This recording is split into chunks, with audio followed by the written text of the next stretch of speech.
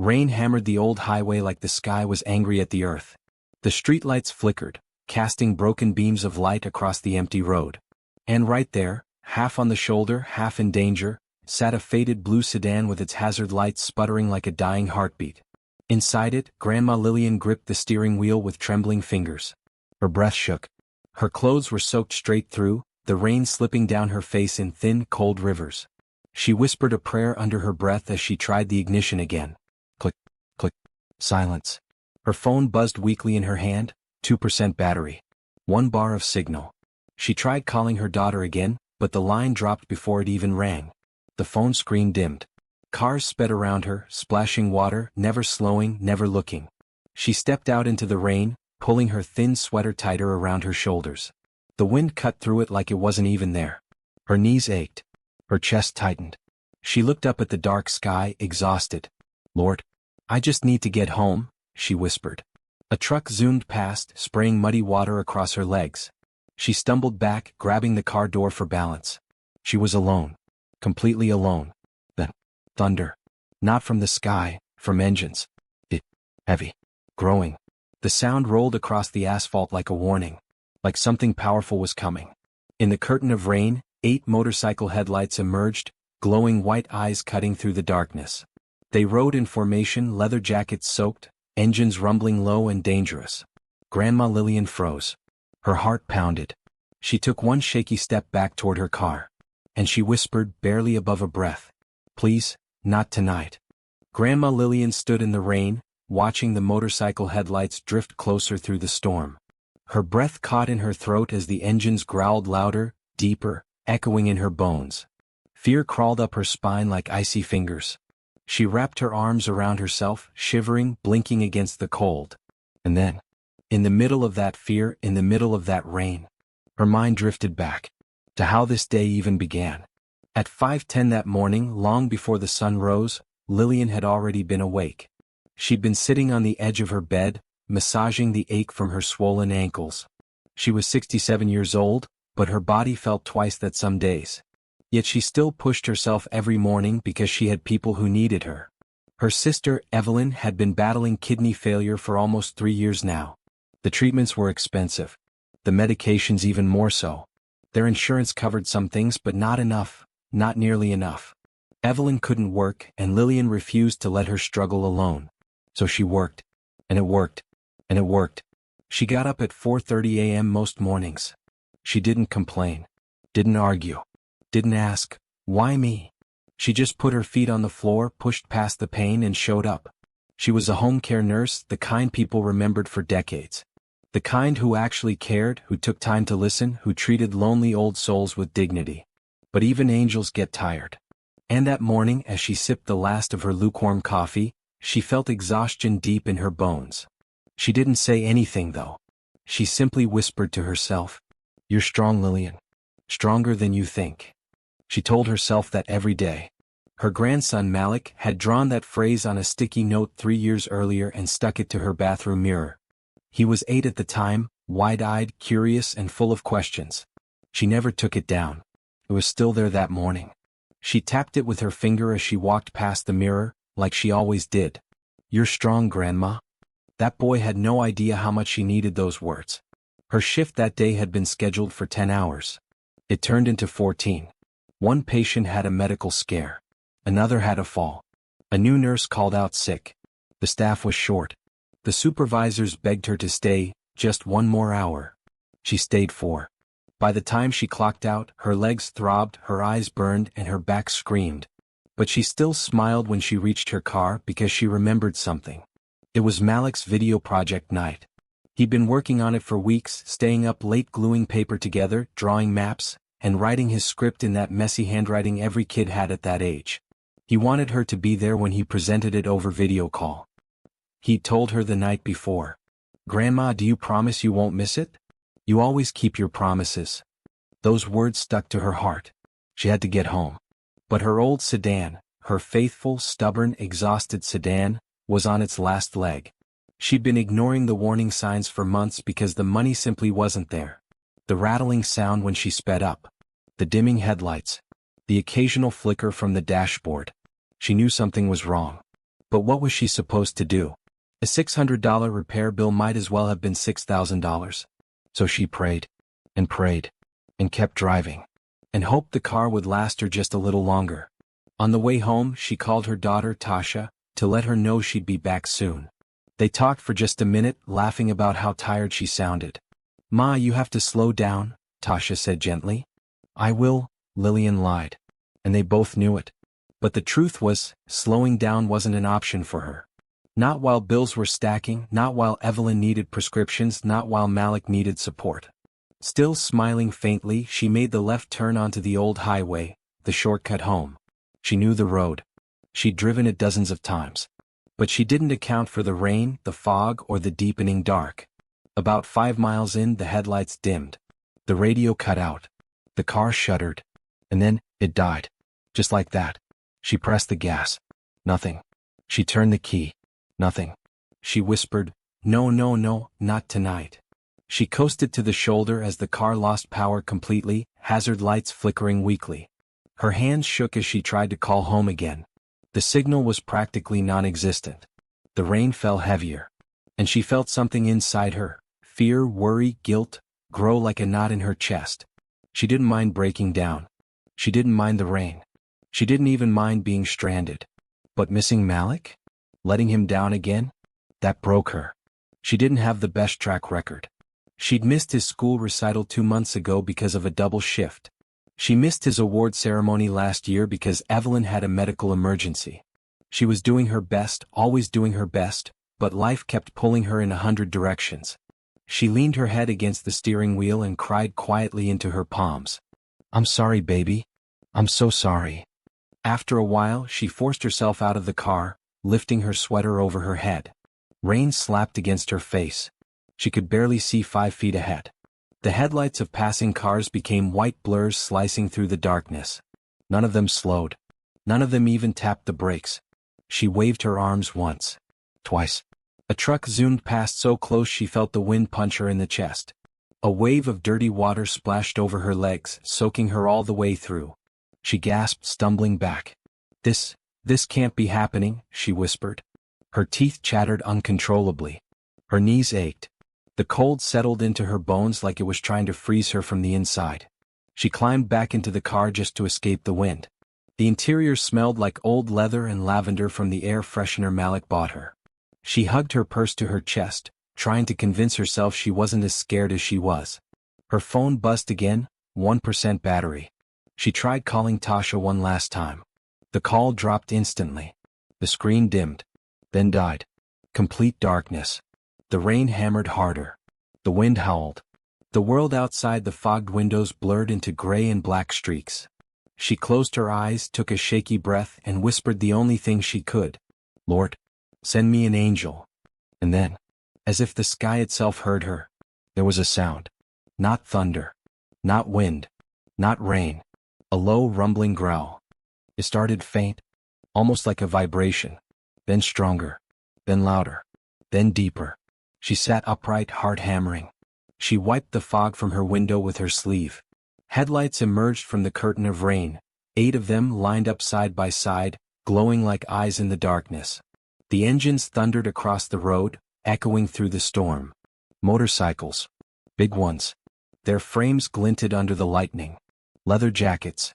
Metal studs. Tall handlebars. Massive silhouettes. A biker gang. At night. In the rain. On an empty highway. Her breath caught in her throat.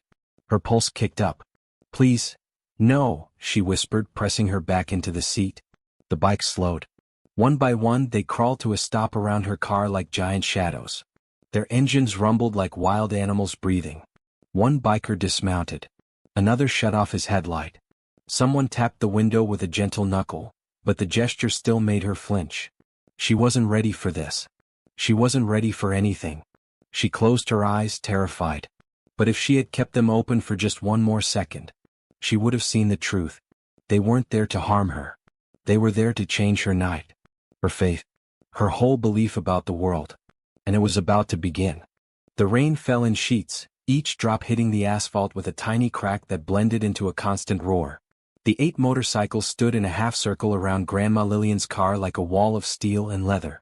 Their engines rumbled low, vibrating through the ground, through the tires, and through her bones. She clutched her purse tight to her chest. Her breathing grew shallow. Every instinct in her body screamed danger. She didn't know these men. Didn't know what they wanted. Didn't know why they stopped for her, especially out here on this dark, forgotten stretch of road where nobody else even slowed down. Her fingers grasped the door handle. But the rain was so loud she didn't hear someone approaching until, tap, tap, tap, a knuckle on the glass. She gasped and turned sharply.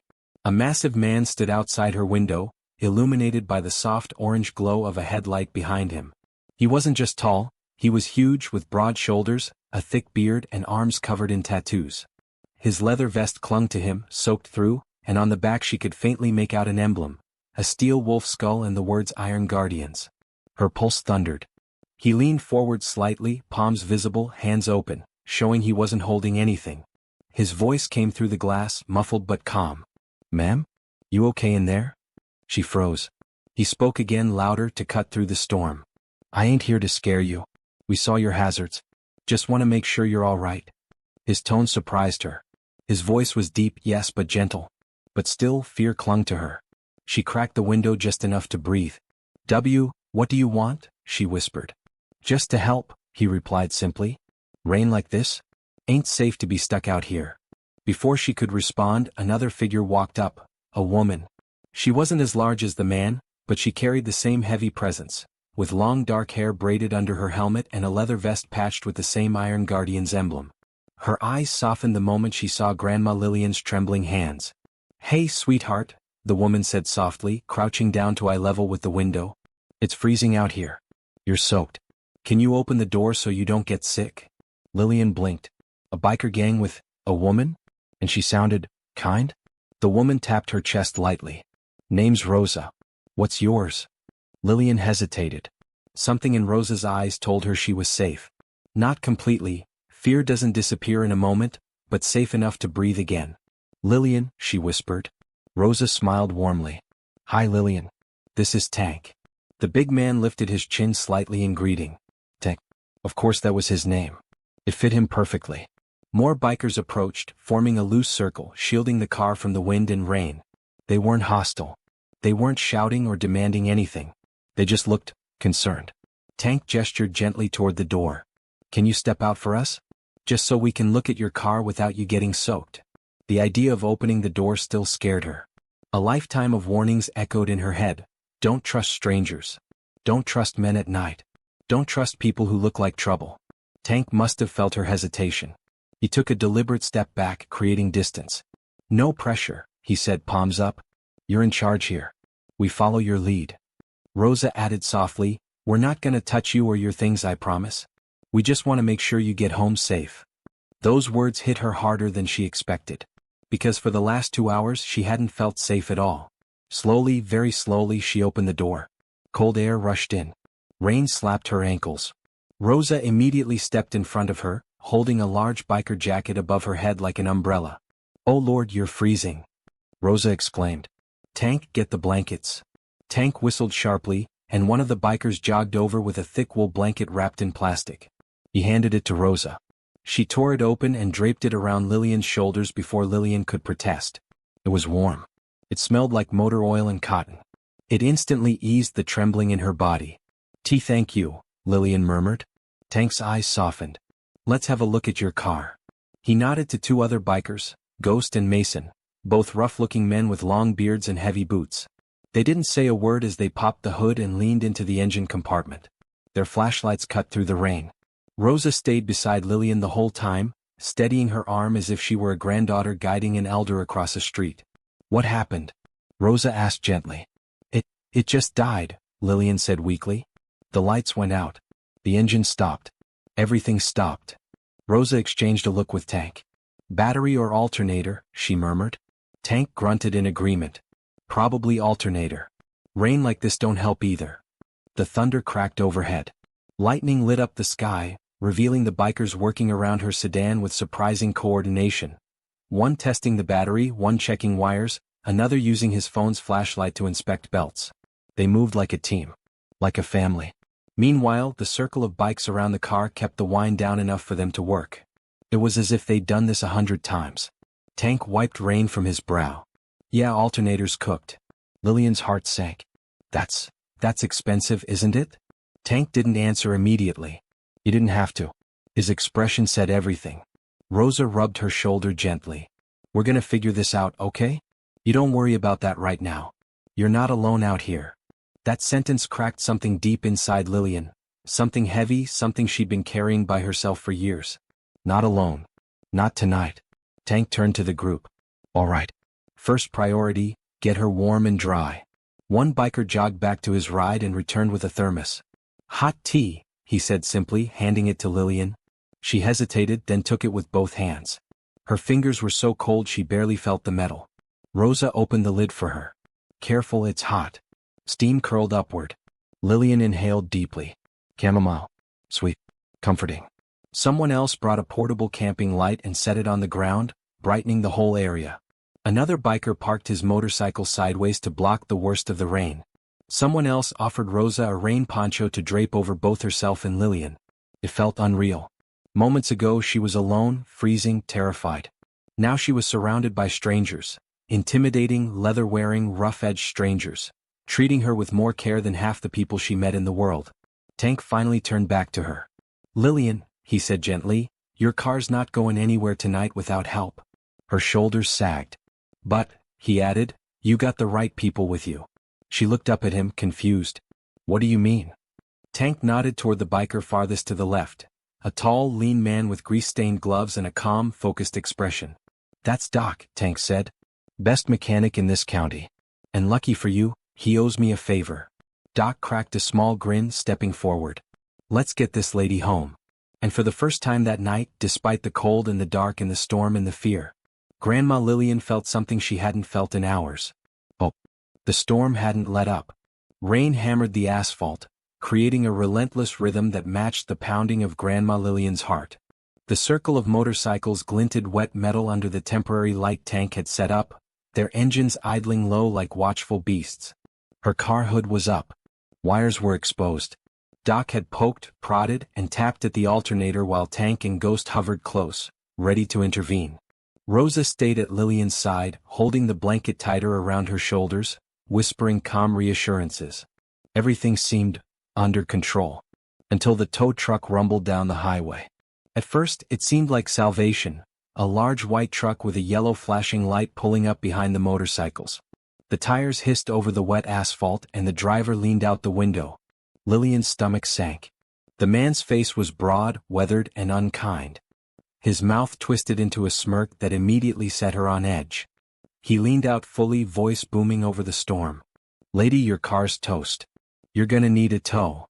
Yes, I know, Lillian said softly, stepping back instinctively. The man cut her off. Save it. This isn't charity. That's gonna cost you $400, cash up front. You can pay or I can leave you here in the rain. Lillian froze. Her fingers tightened on the blanket. $400. More than she had. Her mind raced. Bills, groceries, Evelyn's prescriptions. $400 might as well have been $4,000. I don't have that, she whispered, shaking. Please? He leaned closer, eyes narrowing. Then tough luck, lady. You're on your own. Cars like this aren't meant to survive anyway. Should have taken the bus. His words cut her deeper than the cold. Shame and fear pooled in her chest. She wanted to shrink into herself, to disappear. She swallowed hard, trying to choke back tears. Ma'am, Tank's voice cut through the storm. Deep, steady, unmistakable authority. He stepped forward, shielding Lillian with his massive frame. You gonna talk to her like that? The tow truck man's smirk faltered. He glanced at Tank, then at the motorcycles forming a semicircle behind him. Leather, chrome, studs, chains, the bikers looked like a human barricade. 8 of them, enormous in presence, silent and intimidating. Tank didn't shout. He didn't threaten. He just said calmly, coldly, Lady, step back. Now. The tow truck man's smirk wavered into a frown. He straightened his posture, trying to size up Tank. But Tank wasn't alone. Ghost, Mason, Doc, and the others all shifted slightly, subtly flanking him. Rosa stepped closer to Lillian, shielding her even further, her hand resting lightly on Lillian's arm in a gesture of protection. "Listen," Tank continued, voice like gravel but measured, "we're not asking. You ain't taking advantage of her. Step away. Or you leave now." The man's jaw tightened. He opened his mouth to argue, but then he glanced at the leather-clad, tattooed bikers. 8 of them, massive and serious, some with helmets still perched on their heads.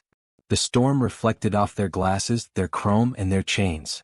There was no hesitation in their posture, no fear and no joking. He backed up. "Fine," he grunted, muttering under his breath. "Whatever. I don't need this." Before he could fully leave, Rosa snapped a photo of his license plate with her phone. "Try that again and see what happens," she said softly. But her tone wasn't threatening, it was protective. Maternal almost. The man muttered, slammed the truck door and peeled away into the rain. The sound of his tires disappeared quickly, swallowed by the storm. Lillian's knees buckled slightly. She had been holding her breath without realizing it. She turned to Rosa, whispering shakily, Why did they help me?" Rosa crouched down to her eye level, still holding the blanket tight. Her dark braids were plastered to her face, rain dripping onto the soaked asphalt, yet her eyes were calm and warm. "Because you don't deserve to be treated like that," Rosa said softly. "Nobody does. Not tonight. Not ever." Tank stepped closer, placing a heavy, reassuring hand on Lillian's shoulder. "You're safe here, ma'am. Don't let nobody tell you otherwise." Her fingers tightened around the blanket, tears threatening to spill. The storm seemed less oppressive now, somehow, though it was still pounding relentlessly. Doc, still under the hood, shook his head. "Yeah, the alternator's dead. Car won't start until we replace it. Rain isn't helping either." Lillian's heart sank further. She could already hear Malik's disappointed voice in her head. "Grandma, you promised." Tank noticed the tension in her shoulders. "We got you," he said simply. "Don't worry about the money or the car. You're getting home tonight. We'll handle it." The sincerity in his voice caught her off guard. These men, these bikers, intimidating, rough, loud, were serious. They weren't doing this for show. They weren't doing it for attention. Rosa handed Lillian the thermos. Steam curled up into her face. The warmth seeped into her hands and then slowly into her chest. "You're gonna be okay," Rosa whispered. "You're not alone anymore." Lillian blinked back, tears, unable to speak. She had spent decades fending for herself, raising Malik, caring for her sister, working tirelessly and rarely allowing herself the luxury of trusting anyone. And yet, here they were, total strangers who, in a moment, had become her guardians. Just as she was beginning to process the shock, the rain pounded harder. The engine, wires, alternator, everything Doc touched had to be precise. Any wrong move could make the car completely unusable. One biker, Ghost, muttered under his breath. "This is going to take a while. We might have to push it to the nearest gas station after the fix." Lillian's stomach sank. She didn't have the energy to push her car. She didn't even know if she could stand through the rain for another 10 minutes, let alone navigate a dead sedan through it. Tank noticed her anxiety. "Don't worry. We'll do it for you. You stay put. We got this." At that moment, Lillian realized she wasn't just dealing with mechanical problems, she was dealing with life. And these men were showing her something she hadn't believed for a long time: protection, kindness, and loyalty. Rosa leaned close. "You've been carrying a lot, haven't you?" Lillian nodded, words caught in her throat. She wanted to tell them everything, her exhaustion, her fear of failing her sister, her worry about Malik, but she couldn't. She had spent her whole life keeping strong for everyone else. And yet, here she was, finally allowed to lean on someone. Tank rumbled softly, almost to himself, "Life don't have to be that hard, ma'am. You deserve help just as much as anybody else." The words wrapped around her like a blanket. She took a shaky breath, letting herself feel something she hadn't allowed in years: relief. By now, the bikers had successfully neutralized the human threat and assessed the car. Doc had determined the alternator needed full replacement. Tank radioed a friend, a mechanic within the biker group known for fixing vehicles on the side without asking for anything in return. Rosa stood beside Lillian. "See? Everything's going to be all right. We're not going anywhere until you're safe." The rain kept falling, but the world felt smaller, safer, and warmer somehow. Lillian leaned against the car, heart pounding, trying to process the mix of fear, relief, and astonishment. she whispered to herself. I can't believe this. Tank crouched slightly, meeting her gaze. Believe it? We ain't here for trouble. Just to make sure folks like you get home safe. The rain continued to fall, relentless and loud, but something had shifted. Grandma Lillian wasn't just standing alone on the side of the road anymore. She was surrounded, protected, by a group of strangers who, despite their rough appearance, moved with a careful, deliberate gentleness that startled her. Tank, Doc, Ghost, Mason, Rosa, and the others worked around her car with synchronized precision. Each movement was purposeful, each gesture considered. They weren't loud, not unnecessarily. Their communication was minimal but effective. Every nod, every glance, and every subtle hand gesture spoke volumes about trust, experience, and care. Rosa stayed by Lillian's side, making sure the blanket stayed snug around her shoulders. Here, hold this, she said, handing her a thermos of hot cocoa. Steam rose into the chill night air. Lillian's hands clasped it tightly, feeling warmth seep into her fingers and slowly into her chest. She had forgotten what it felt like to be cared for without strings attached. Doc knelt under the hood, wet and grimy, his hands working quickly despite the rain. Alternator's shot, he muttered. We're gonna need to replace it. Don't worry, we'll get you home tonight. Tonight? Lillian asked, her voice trembling. But, that's expensive. Tank shook his head firmly. Ma'am, we're not here to take your money. We're here to make sure you get home safe. That's it. Rosa smiled. Sometimes people just need a little help, Lillian. That's all. She blinked back tears, holding the blanket tighter. These were men she had judged, based on appearance, based on stereotypes, and based on society's warnings. And yet, here they were, strangers showing a depth of kindness she hadn't felt in years. Tank's phone buzzed. He made a quick call, speaking briefly in low tones. Then he hung up and turned to her. Doc's friend's on the way. He's the best mechanic I know. Free of charge. He'll have your alternator replaced in no time. Lillian stared, mouth slightly open. You're really doing this for me? Yeah, Tank said simply. Tonight, your family. Family. The word hit her harder than she expected. She had always been the caretaker, the fixer, the one holding everyone together. And now, these strangers, these bikers, were giving that back to her. Rosa adjusted the blanket over her shoulders and placed a warm hand on Lillian's arm. We got you, Grandma. Just relax. One of the bikers, Mason, jogged back to his motorcycle and returned with a small folding chair. Sit. You're soaked. You need to rest. Lillian hesitated. No, You've done enough today, Mason said gently. Sit. She finally sank into the chair, the rain dripping off her hair, her clothes sticking to her skin. The warmth of the blanket, the cocoa, the presence of these people. It was overwhelming. She hadn't felt this seen, this safe in decades. Tank knelt beside her for a moment. You've been carrying a lot, haven't you, ma'am? She nodded, tears slipping down her cheeks. I try to keep it all together. But sometimes, it's too much. You don't have to carry it alone anymore, Tank said.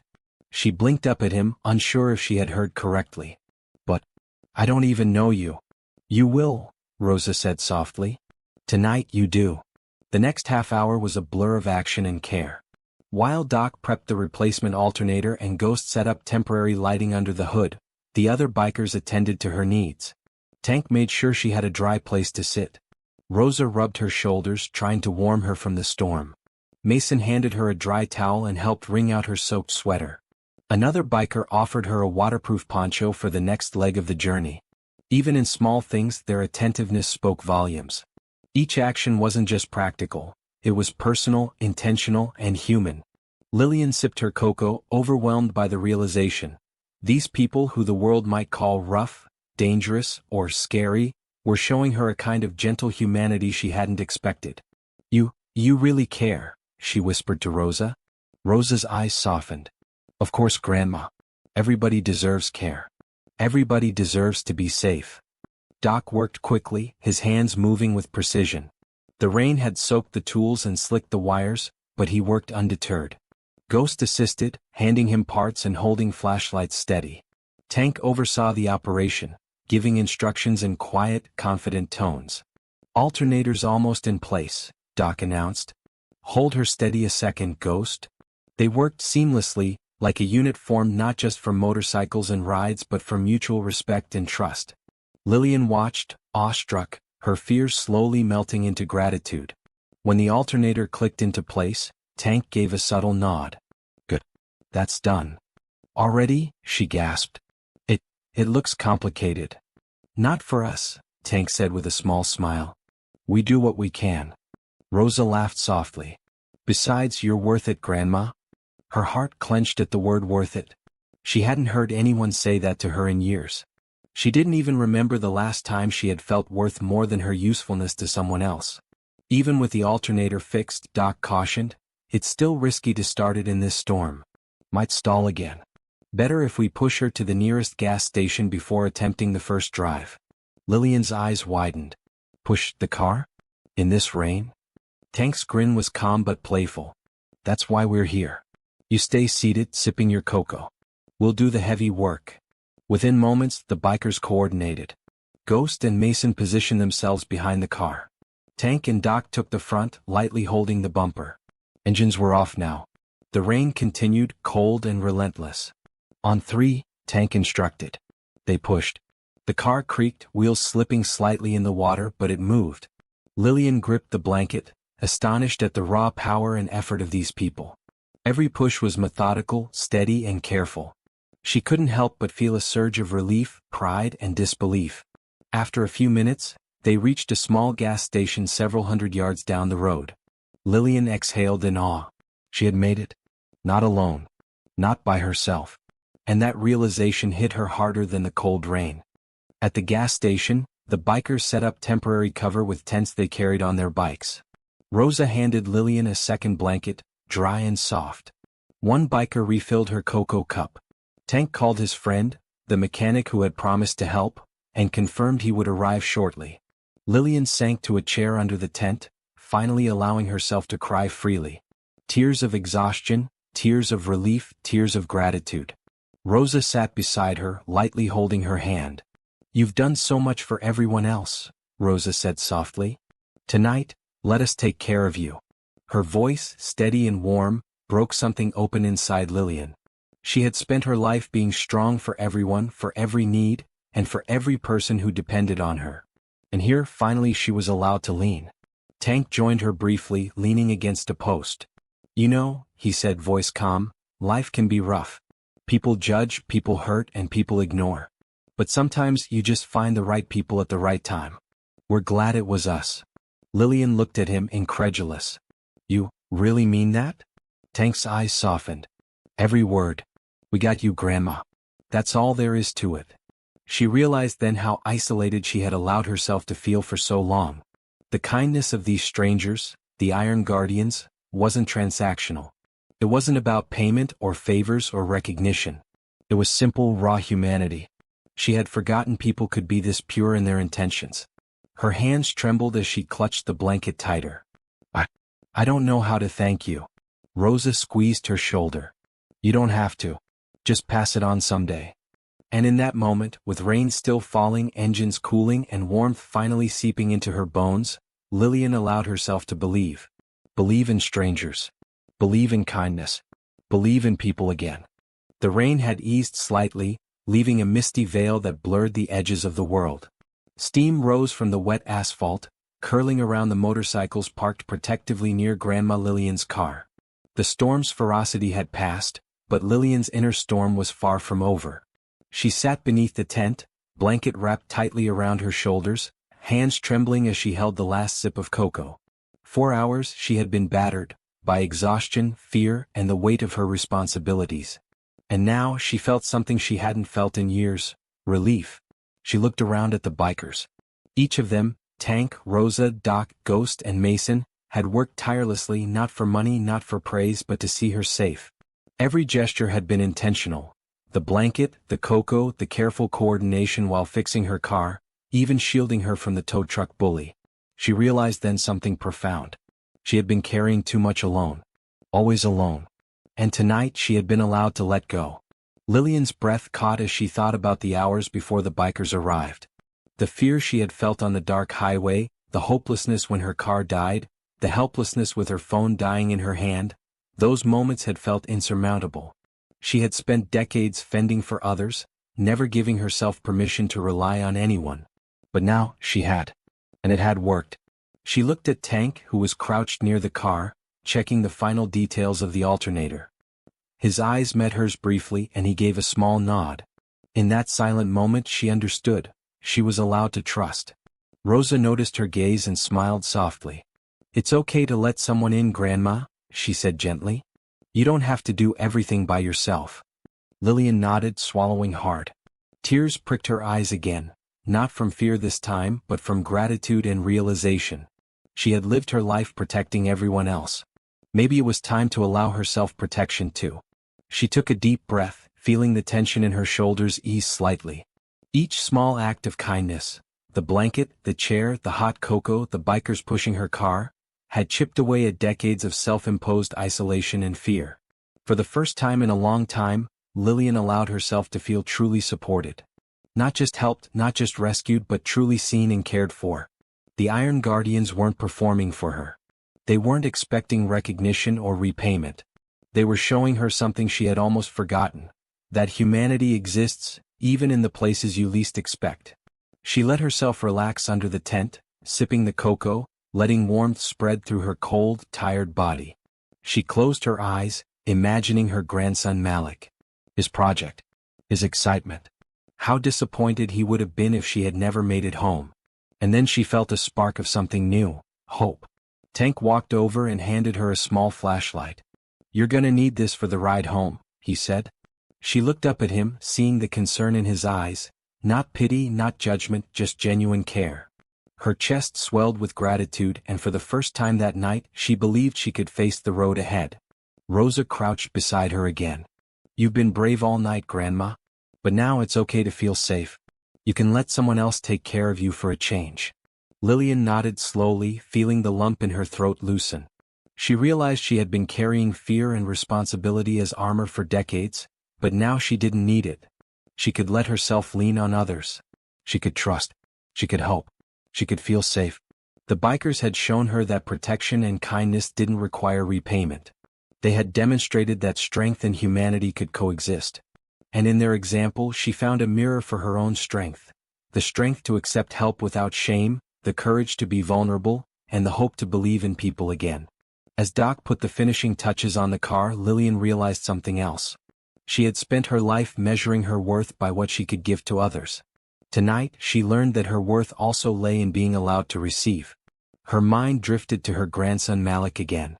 She imagined walking through the door, finally showing up for him as she had promised. She imagined the relief and joy on his face.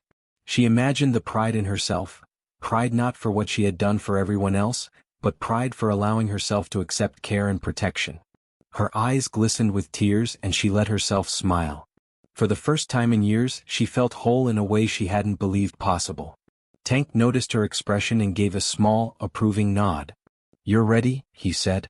She realized he was right. She was ready to get back on the road, to face the world, to face life again with a renewed heart. The bikers had done more than fix a car. They had done more than protect her from the tow truck bully. They had restored her faith in human kindness. They had shown her that sometimes, the people who looked the roughest, the loudest, and the most intimidating could also be the kindest. She had learned a lesson not taught in books or sermons, not delivered by family or friends, but through human action and empathy. That lesson, the lesson she would carry forward, was simple. Kindness can come from unexpected places, and it is never too late to accept it.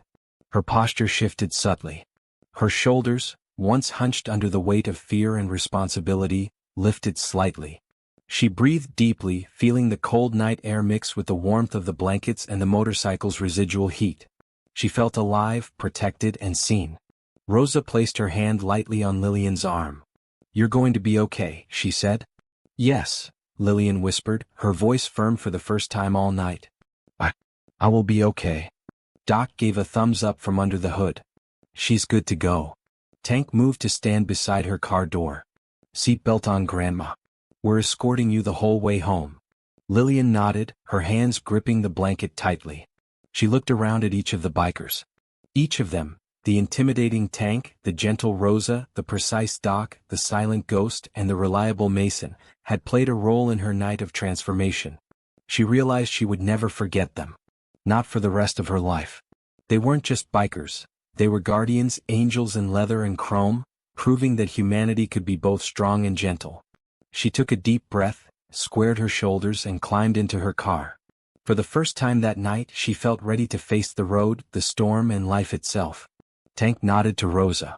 She returned the gesture, and the group mounted their bikes once more, engines rumbling softly, forming a protective convoy around her.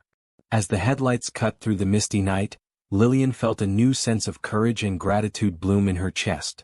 The world had been harsh, relentless and unforgiving, but she had been shown that there were still good people, still protectors, still hope. By the time she glanced at the road ahead, Lillian felt lighter, freer, and braver than she had in years. The storm still raged around her in fits of drizzle and wind, but inside her chest, a new warmth pulsed. Hope, that things could be better. Trust, that people could truly care. Courage, to keep moving, keep trying, keep showing up. She whispered quietly to herself, a mantra she would carry forever. I am not alone. I am seen. I am protected. I am worthy. And in that whisper she felt the final piece of her transformation settle fully. She was no longer just a weary grandmother struggling through a stormy night. She was a woman renewed, empowered, and ready to embrace life again. The road ahead was slick and glimmered under the fading storm, but Grandma Lillian's heart felt lighter than it had in decades. The Iron Guardians flanked her car on motorcycles, engines rumbling gently, a living shield of protection. Every bump and puddle that would have made her nervous felt safe now, framed by the presence of those who had chosen to care for her when she needed it most. Rain still fell lightly, mist curling off the asphalt like smoke, but the storm inside her chest, the fear, the exhaustion, the loneliness, had finally eased. She glanced at the rearview mirror, seeing the bikers' silhouettes fade slightly into the mist. They weren't just her escorts.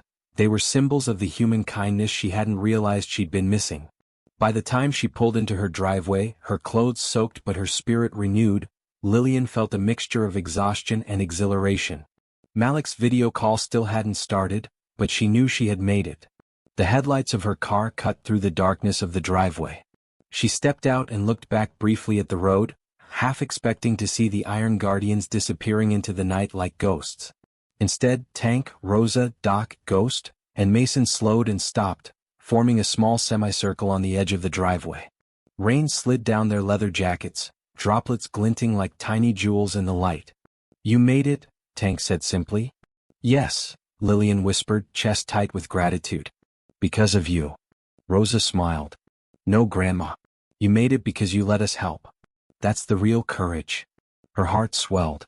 For years, she had equated courage with enduring alone, with pushing past exhaustion, with handling life's hardships without anyone noticing. But tonight had shown her a different kind of courage. The bravery to trust, to accept help, to be vulnerable. At that moment her phone buzzed. Malik's video call had started. His little face appeared on the screen, bright and wide-eyed, excitement radiating even through the tiny pixels. Grandma, did you make it? Did you see my project? He asked eagerly. Lillian smiled through tears. I did, baby. I made it. Thanks to some very special friends. She didn't need to explain. Malik, though young, sensed the joy and relief in her voice. And in that moment she realized something profound. By allowing herself to accept kindness, she hadn't just survived the storm. She had set an example of hope and trust for the next generation. The Iron Guardians lingered for a moment, watching her safely reach the front door. Tank stepped forward, his huge frame slightly hunched under the rain, a warm smile breaking through his usually stoic face. Remember, Grandma, he said, voice steady, life's too short to carry everything alone. Sometimes people show up when you least expect it. And when they do, it's okay to lean on them. Rosa added softly, you don't have to be strong all the time. Strong is letting people in too. Lillian felt tears roll down her cheeks. I understand. Thank you, all of you. Ghost and Mason gave a silent nod, a gesture of respect and finality. Doc tapped her car gently. Call us if you need anything. Night like tonight, we've got you. Then, with engines roaring softly in unison, the Iron Guardians mounted their bikes and slowly disappeared into the mist and fading rain, leaving Lillian standing on her porch with warmth and hope filling her chest. Standing there, Lillian realized that the night had been about more than a broken car or a rainstorm. It had been about human connection, compassion, and the courage to accept help. She thought about all the years she had spent carrying burdens alone, afraid to ask for support, believing that strength meant handling everything herself. But tonight had shown her a different truth. True strength is not measured by how much you can endure alone, but by your willingness to let others care for you when you need it most. The Iron Guardians had demonstrated that appearances can be deceiving. Leather jackets, tattoos, motorcycles, they might look intimidating, but their hearts had been full of empathy and kindness. Lillian realized that humanity often reveals itself in the most unexpected forms. And in this realization she felt transformed, not just for the night but for life. Later, sitting with Malik and her daughter Tasha, Lillian recounted the story of the bikers. She laughed, she cried, and she shared the awe she felt at the unexpected kindness they had shown her. Malik listened wide-eyed, hanging on to every detail. Tasha's eyes filled with tears as well, moved by the sheer humanity of it all. Lillian smiled at both of them, feeling a lightness she hadn't known in years.